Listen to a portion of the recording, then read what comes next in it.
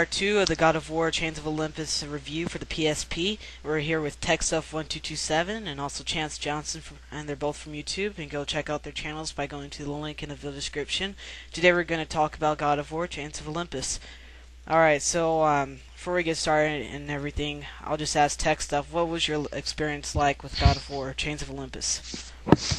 Yeah, it was pretty cool. It was like the first game that I got. That was like those action games, and I got stuck on it. So like only got to the first level, and it's pretty cool. I mean, you can do some pretty cool moves and stuff, and the storyline is pretty awesome. I'm getting to the point where you have this big puzzle and I can't figure it out. That's what's pretty cool about the game, is you have like a lot of these really cool puzzles, and you have to figure them out to get out of place and stuff. And it's a pretty cool game. For the PSP, the graphics look awesome. It's all all that gore and violence. Pretty cool. Yeah. Yeah, that's right. On a handheld game, this is just amazing of like what they can do with graphics. I remember handheld games used to they look completely different, and now they're like bringing games from the console and putting them on handhelds, which is really nice. A few things I like about God of War myself is I like the mini games inside the game. I mean, that's what really just makes God of War God of War. I mean, they really just started doing the entire, mini games, like you have to push a certain buttons to do a certain attack. And I also saw that they did that also. They used that feature in Heavenly Sword for the PS3 as well. So this feature is pretty nice in games like this. Alright, so yeah, pretty much we're right here at the CGI scene in God of War Chains of Olympus, and that's one thing I like about this game. They have a lot of great CGI scenes in it. One thing I was kind of disappointed to see in this game, that there weren't as many boss fights as there were in God of War 2.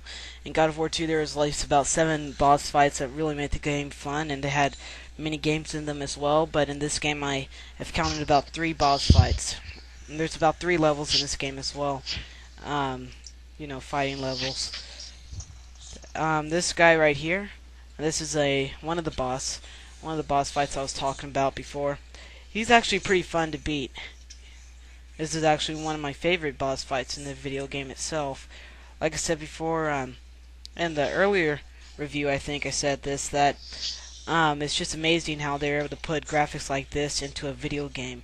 How they're really just able to take games because normally we see games like this on the console, like PS2, PS3, Xbox 360, but they take games like that and they're able to put it on a handheld game, and they're able to make the gameplay just the same and the graphics just the same. I've noticed that in Silent Hill Origins for the PSP, because I've played both versions, the PS2 version and the PS3 version. The PS2 version and the PSP version, and they're both the exact same games, just on a smaller screen, which it's actually a pretty nice game itself. So overall, I think they did a really great job in God of War. There's a lot of tricky. Go ahead. The vocals, everything, when you go rah or whatever, all the scripts and all that stuff, they're awesome. The dialogue.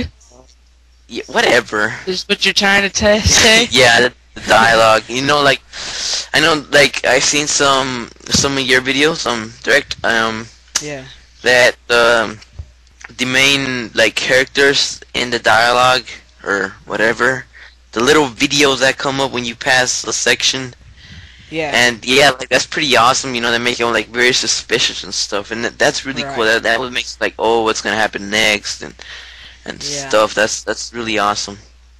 Yeah, I know what you mean. Yeah, I also really there's some a lot of intense parts in the game. In almost the beginning of the game, there's this big monster you gotta beat, and it's really it's intense. It's pretty cool.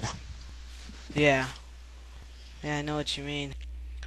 Alright, so before we end the game, I want to talk a little bit about the storyline. Now, pretty much this whole entire storyline is pretty much about Atlas and Morpheus, and they're both trying to destroy, all mankind, and they're trying to destroy the world itself.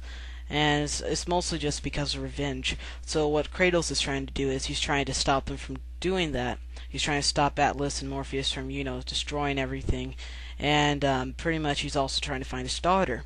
Now, in this video game, as you progress, you'll understand why he had to leave his daughter. Because in other video games, in this series, it showed that Kratos had to leave his daughter. So this explains why Kratos had to leave his daughter, and it's a really good storyline. I can tell that they put a lot of work and time into the storyline to make it the way it is.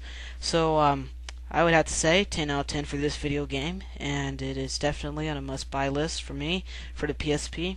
This is one of my favorite PSP games because the graphics are good, gameplay is fun, and overall good game. Alright, well, thanks for watching this video, live at DroidEffectLive.com. Remember to subscribe to TechStuff's channel, and also Chances, and thanks for watching. Peace out. You guys all have a great day. Bye.